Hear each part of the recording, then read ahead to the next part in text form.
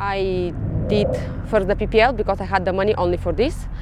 El PPL es el comienzo del entrenamiento básico de un piloto profesional que elige hacer su formación de una forma modular en lugar de un curso integrado. Saturday Tower, Aereas 3 Foxtrot, holding short, runway 31, ready for departure. My first solo cross country like this was the part of the PPL triangle from...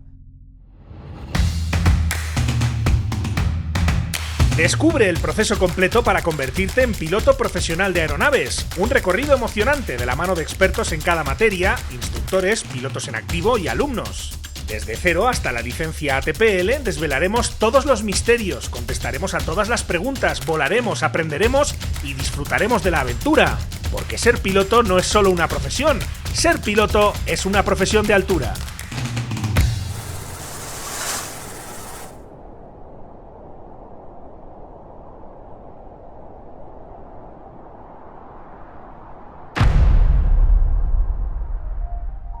I did my private pilot license when I was 17. There used to be what is called a cadet program, a programa de cadetes, which was basically a captivating course for young students who wanted to be the pilots. And I did that in Sabadell when I was 16, 17. So in my case, because I already had some flying hours on ultralight, when I started my PPL, it was like reassuring because I felt like in the ultralight field I didn't have enough theory, enough training in this sense. The flying instructors were very, very good, but in the theory part I felt that it was a bit weak. So that was solved in the PPL. The PPL, the theory is a bit more advanced and it gives you, in my opinion, the amount of theory needed in order to start flying around in an aircraft. I did first the PPL because I had the money only for this, and I said, okay, I start and maybe I finish in 10 years, but I just start. So I did the PPL, then actually in the day of my exam, we were celebrating my exam, and I met a guy that he went to the States. So this guy gave me the contact of the people in the States that I contacted. I did the change of the license to the FAA, and I went there to do the time building because it was much cheaper. Pues mi experiencia con el PPL fue un poco anormal, por así decirlo, porque yo empecé a estudiar lo de piloto justo después de la pandemia. Mi PPL empezó en abril del 2020, entonces hubo bastante incertidumbre porque no sabíamos si íbamos a poder empezar o no, hasta que la escuela recibió la aprobación de poder hacer las clases online. Y fue un poco duro porque no llegué a conocer a ninguno de mis compañeros presencialmente, porque de principio a fin el PPL fue online. Y ya me empecé a relacionar más con ellos cuando empezamos a volar, entonces fue bastante raro, es algo que no suele pasar, la verdad. But I do remember I was very excited to be a pilot and start flying different aircraft, and so for me it was like the big first step towards what the future would hold, which in this case would be, becoming a commercial pilot. Right? So once you achieve that license, you are able to go from one airport to another airport. For sure that in the course we will teach you how to handle an aircraft, but the idea is that you do it on yourself and you are able to find the information in order to go to the rest of the airports that you have never been there, how you arrive there, and with a good preparation and taking in account as well the weather and all the other possibilities like let's say NOTAMs or the possible issues that you are going to find in the way to go. So it was a lot of fun, basically. I was flying here in Sabadell with Cessna 150, 172, and I did my training there with instructors that now are in Iberia, in Vueling, in other places like this, and we became actually friends. So it was fantastic. It was very good times. From the instructor point of view, the PPL course is the most basic course that we do here in EAS, and it's a course where we try to teach the pilots to become self-sufficient in the terms of being able to fly solo, rent an aircraft either here or somewhere else, being able to do navigation. We teach them some basics IFR, and basically to be confident enough to fly solo and in case of those who want to become commercial pilots, to be able to start the next process, which is the time building.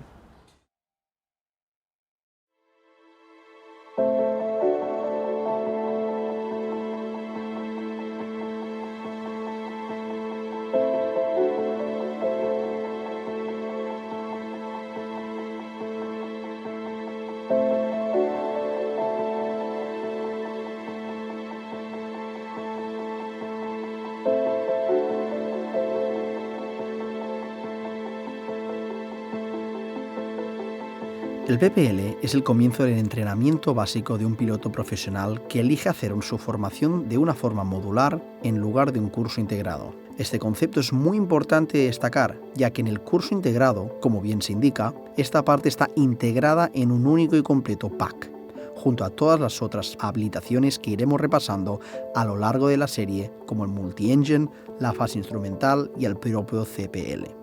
También es una excelente opción para aquellas personas que no tienen 100% claro si quieren trabajar de piloto comercial o si, por otro lado, en un futuro quieren hacer de su hobby una futura carrera laboral. Este fue mi caso. Con 18 años, recién salido del bachiller, y al no tener claro mi futuro laboral, ni tener los medios ni recursos para un ATPL integrado, opté por el PPL, ya que tenía claro que en un futuro me sacaría el resto, aunque no tenía claro cuándo. Esta licencia me permitió volar más de 400 horas de vuelo en diferentes aeronaves monomotores hasta el momento de empezar el resto de habilitaciones, que ha sido ahora con casi 30 años. Como ves, no es tarde.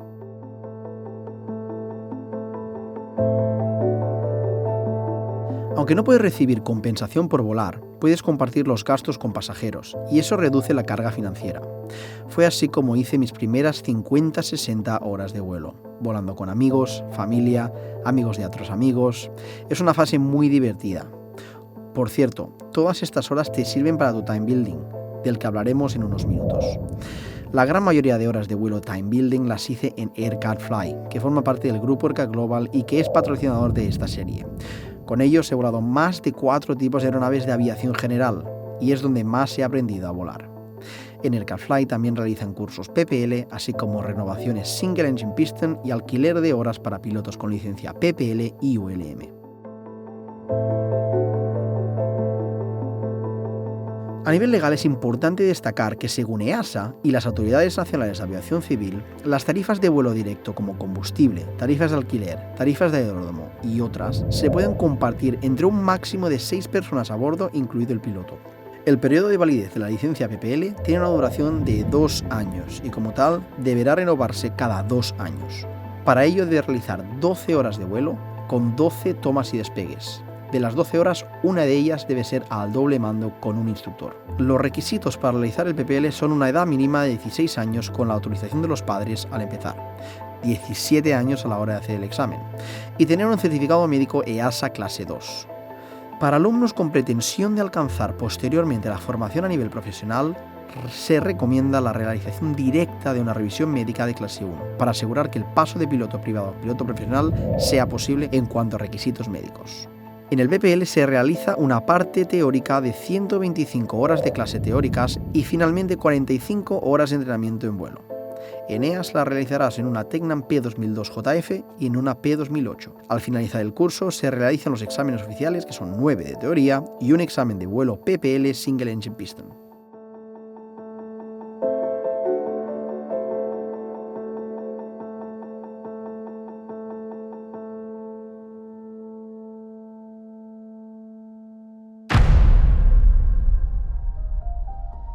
I was extremely lucky with the time building process, extremely lucky because of a few things. First, because I one day decided to go to Aerosport and come to Igualada, which is a great aerodrome, and I met some people there, some very interesting people.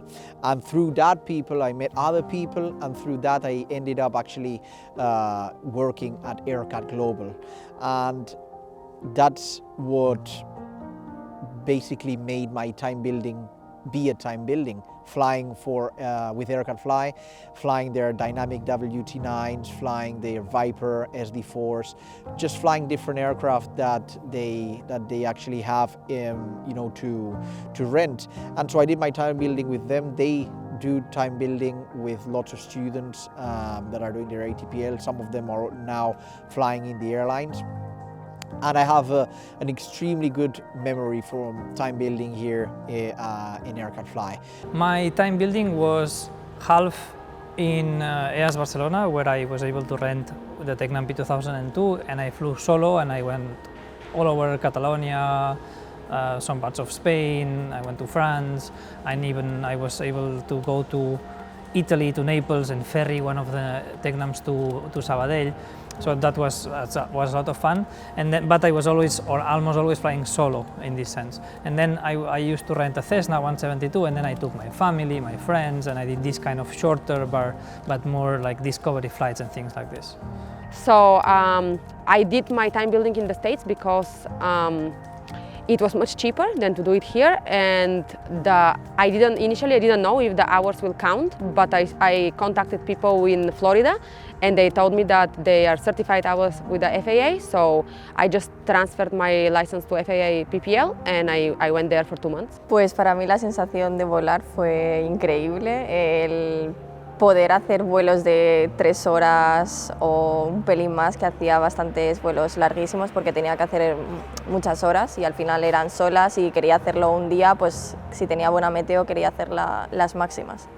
Y era una pasada poder ir a otros aeropuertos, a la SEU, bueno, la SEU no va solo, pero a Reus, a Girona, a pasar por el Delta, no sé, muy increíble.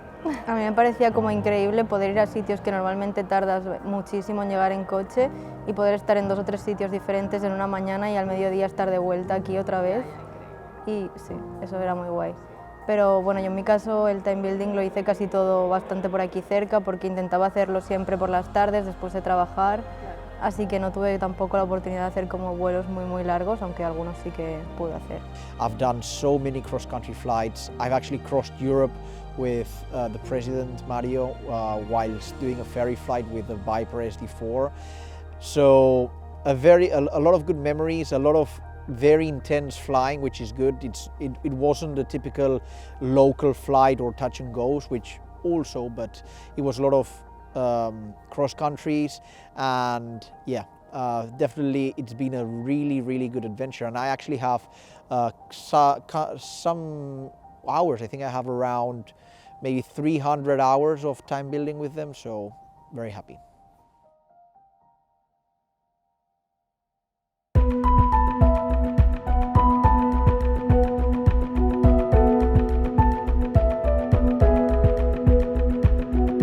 Bien, después de unas semanas, meses o incluso años con tu licencia PPL y de haber volado durante un tiempo, llega el momento en el que tienes ya los recursos y sobre todo las ganas para continuar con tu formación profesional de ATPL.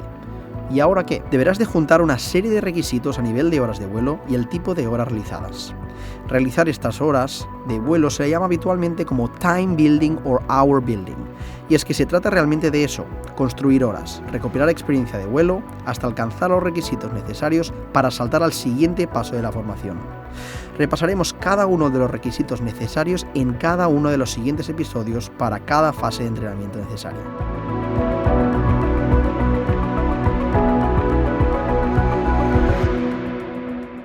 Es muy importante destacar que una serie de horas de este time building deben ser realizadas como PIC, es decir, como piloto al mando, máximo responsable de la aeronave, no solo junto al instructor. Igual de importante es destacar que muchas tendrán que ser de vuelos cross-country. Vamos a repasar las horas exactas para cada tipo de habilitación en los próximos episodios.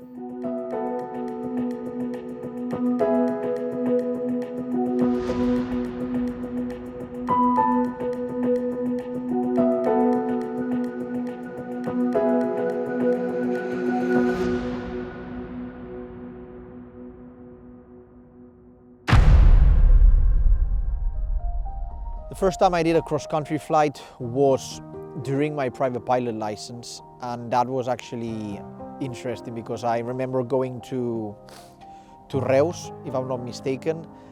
Yeah, I think it was in Reus, and for me it was completely new because I was used to just flying around Sabadell where I did my private pilot license. I was used to, going to Echo Whiskey or whatever place around the area, but not going to another airport, another runway, another air traffic control voice. So very exciting. It was kind of the first time that I actually thought I'm a pilot. And then of course, you know, getting the refuel and things that I had never seen before, or maybe I had seen in a different way, really excited me. And then from there, all the cross-country flights have been, all of them, an adventure. It's more of an adventure, you know, the further you go, it makes sense, and especially if you're out of Spain. I've done some flying in the US and in Europe, and it really makes a difference to fly there because you learn a lot. My first solo cross-country like this was the part of the PPL triangle from Reus to Lleida, because I did Lleida and back, I did Reus and back, but I never done this part, this leg of the journey. So it was a bit scary at the beginning because I didn't know the area, I'm not familiar with that part of the country. So it was a bit scary, but it was actually very rewarding. And then from there you learn to be comfortable being uncomfortable. So you don't know the area, you don't have a GPS with you because it was a very old Cessna 150, but you start getting the hang of it, and then at the end it's fine. And it was crazy because I was with a new air. Here I flew Tecnam, low wing. There I flew Cessna for the first time in my life, high wing. The airspace was crazy. I didn't have no idea how the ATC will speak to me. The flight following, I had no idea, and I had to go because it was the first day. So I said, okay, I will not go straight away to New York. I will go around Florida a little bit. So I'm just gonna go down to Miami on my own, and I had no idea. So it was really crazy, but everything was super smooth on the end because I was super scared. But then once I took off, they actually gave me from one station to another station, and everybody was saying, yeah, continue, we're gonna forward you. And at least until reaching Miami, they were telling me, yeah, you can go here, it's a little bit cloudy on this side, you can maybe go, you can turn this heading or this. So they actually went with me all the way from the place that I started down to Miami. So it was super cool. I have different feelings. I will tell you that I have slightly afraid. I've been there with the instructor, but in myself, I was thinking if I was able to achieve to reach to the airport. And then a feeling of happiness because finally, once I started the flight, I was finding all the towns that I was having my routing. And luckily, I did it great, so at the end it was not bad.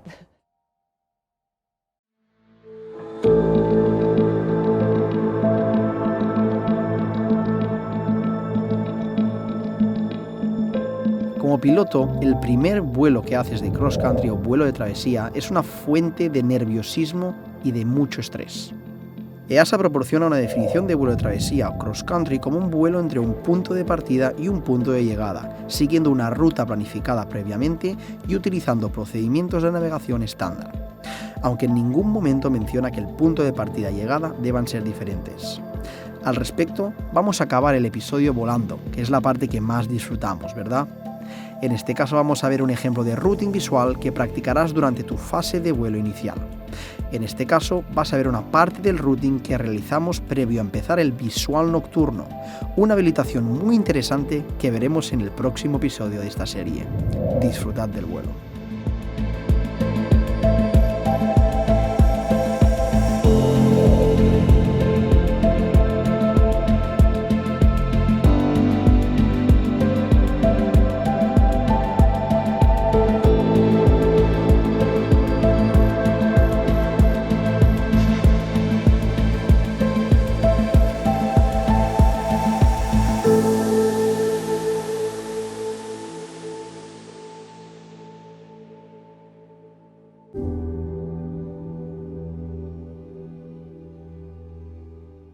Engine start checklist complete. Completed. Before starting, radio and avionics on, Yeah. 120.8, and let's put standby, let's put 131.125.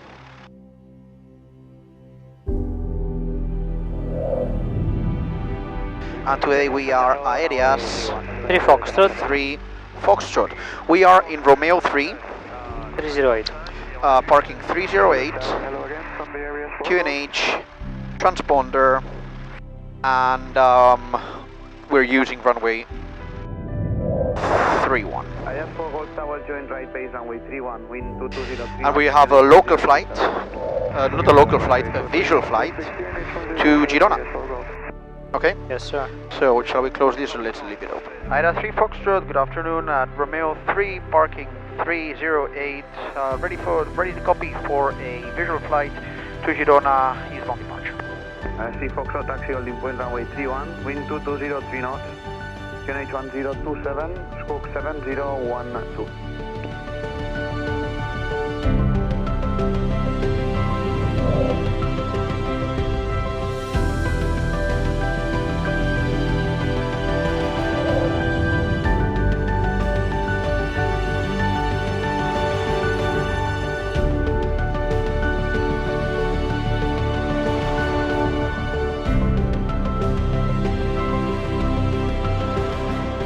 Valley Tower, Aereas 3 Foxtrot, holding short, runway 31, ready for departure.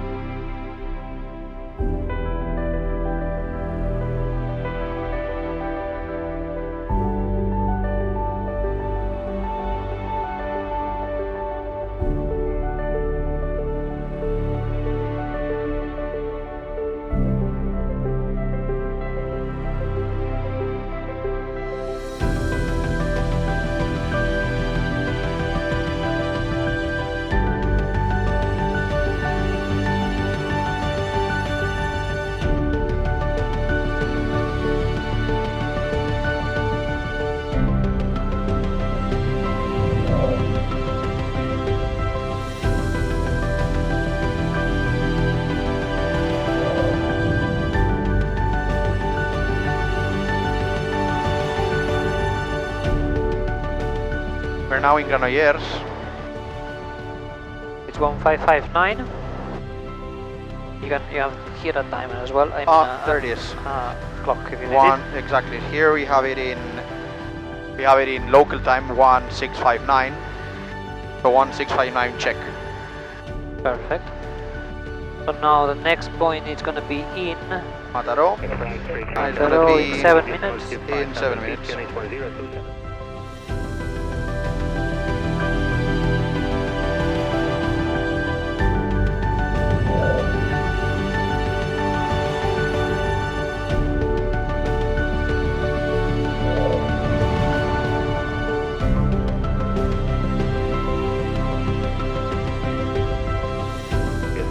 Okay, so Reaching Mataró. Mataró, and Mataró it was 1606, and we're gonna arrive 1604, 2 minutes earlier. We have quite a lot of tailwind. Yes. Okay, so we can write down here, so actual arrival 1604, and then we calculate next heading, next time. Okay, so from Mataró to Calella VOR, the next heading is 055, altitude 2500. So we're gonna go here 055.